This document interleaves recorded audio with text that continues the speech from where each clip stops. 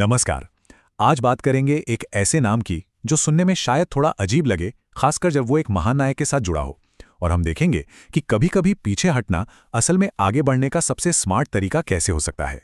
ये सवाल वाकई सोचने पर मजबूर करता है ना? एक तरफ तो हैं भगवान कृष्ण, एक महान योद्धा, एक हीरो, और दूसरी तरफ उन्हें एक ऐसा नाम दिया गया जो सुनने में किसी तंज से कम नहीं लगता। तो चलिए आज इसी पहेली को सुलझाते हैं। मतलब तो देखिए, इसका बिल्कुल सीधा सा है। रण मतलब युद्ध का मैदान, और छोड़ मतलब उसे छोड़ देना। अब आमतौर पर तो इसे कायरता ही समझा जाएगा, है ना? लेकिन क्या भगवान कृष्ण के केस में भी इसका यही मतलब था? तो इस पूरी कहानी को समझने के लिए हमें थोड़ा सा टाइम में पीछे जाना होगा। चलिए चलते हैं उस दौर में, मथुरा की गलियों में, जहां शांति आप कह सकते हैं बस एक सपना बनकर रह गई थी। सबको लगा था कि जब कृष्ण ने कंस का वध कर दिया तो अब सब ठीक हो जाएगा, अमन चैन लौट आएगा। पर उन्हें क्या पता था कि ये तो सिर्फ एक बड़े तूफान से पहले की शांति थी। असल में कंस का अंत एक कहीं ज्यादा बड़े और खतरनाक दुश्मन के आने का सिग्नल था। और ये दुश्मन कौन था? ये था जरासंध, मगध का बहुत ही शक्तिशाली राजा। और हाँ, कंस का ससुर। अपने दामाद की मौत का बदला लेने के लिए वो इतना गुस्से में था कि उसने कसम खा ली थी कि वो मथुरा को पूरी तरह से तबाह करके ही दम लेगा। और उसने हमला किया, एक बार नहीं, 2 बार नहीं, पूरे 17 बार। सोच कर देखिए जरा, 17 टाइम्स।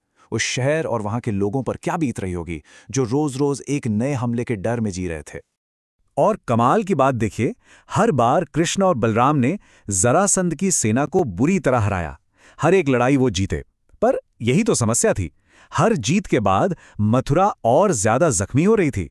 इन लगातार हमलों ने लोगों की जिंदगी, उनका काम धंधा, उनका सुकून, मतलब सब कुछ छीन लिया था। अब यहीं पर एक लीडर के तौर पर भगवान कृष्ण के सामने एक बहुत बड़ा सवाल खड़ा हो गया। एक ऐसी दुविधा जो सिर्फ तलवार से जंग जीतने से कई ज्यादा बड़ी थी। मतलब ऐसी जीत का फायदा ही क्या जिसके बाद होने वाला अगला हमला और भी भयानक हो। कृष्ण ये बात अच्छी तरह समझ गए थे। वो जानते थे कि असली जीत जंग के मैदान में नहीं, बल्कि अपनी प्रजा को इस कभी ना खत्म होने वाले दर्द के साइकिल से बाहर निकालने में है। तो अब उनके सामने 2 रास्ते थे। पहला, लड़ते रहो, अपनी योद्धा वाली इमेज बनाए रखो, जिसकी कीमत कौन चुका रहा था? मथुरा के आम लोग अपनी तकलीफों से। और दूसरा रास्ता था एक बिल्कुल नया रास्ता बनाना, सीधी लड़ाई से बचकर अपनी प्रजा के लिए एक ऐसा घर ढूंढना जो हमेशा के लिए महफूज हो।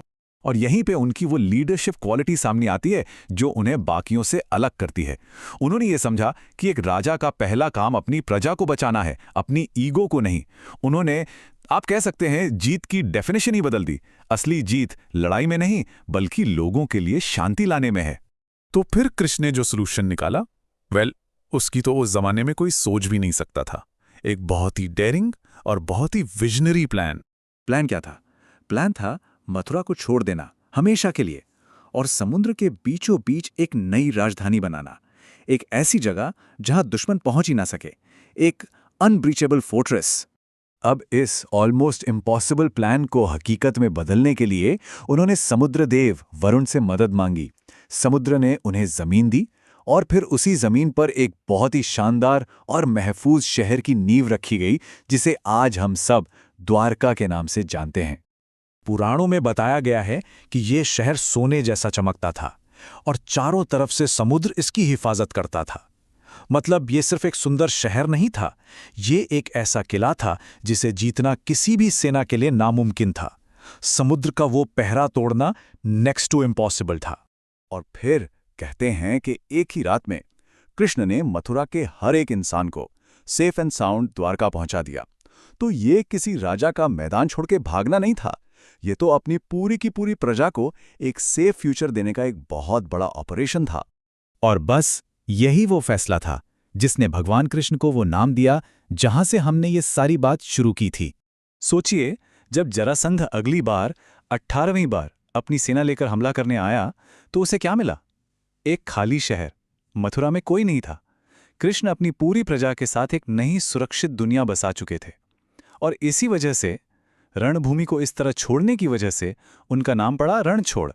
तो अब जब हम पूरी कहानी जानते हैं, चलिए वापस उसी पहले सवाल पर चलते हैं। क्या ये कायरता थी, या ये एक ऐसी जबरदस्त स्ट्रैटेजी थी जिसने बिना हथियार उठाए ही पूरी जंग जीत ली? सच तो ये है कि ये नाम उनकी हार का नहीं बल्कि उनकी कमाल की स्ट्रैटेजिक थिंकिंग का सिंबल बन गया। ये इस बात का सबूत है कि एक असली लीडर के लिए अपने लोगों की जान अपनी शान से कहीं ज्यादा कीमती होती है। उन्होंने ये साबित कर दिया कि सबसे बड़ी बहादुरी हमेशा लड़ने में ही नहीं होती। कभी कभी एक बहुत बड़ी जीत हासिल करने के लिए सही समय पर पीछे हटना पड़ता है। तो भगवान कृष्ण की ये कहानी आज भी हमें लीडरशिप के बारे में एक बहुत ही गहरा सबक सिखाती है। यहाँ से हमें दो बहुत ज़रूरी बातें सीखने को मिलती हैं। नंबर 1, एक सच्चे लीडर की पहली ड्यूटी अपने लोगों की सेफ्टी है, अपनी ईगो नहीं। और नंबर 2, हर प्रॉब्लम का सल्यूशन लड़ाई झगड़ा नहीं होता।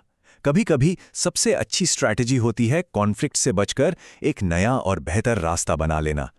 तो आखिर में ये सवाल सोचने के लिए है, एक असली लीडर होने का मतलब क्या है? हर कीमत पर जंग जीतना या उन लोगों की हिफाजत करना जिनकी जिम्मेदारी किसी पर है? शायद रणछोड़ नाम में ही इस सवाल का सबसे गहरा जवाब छुपा हुआ है।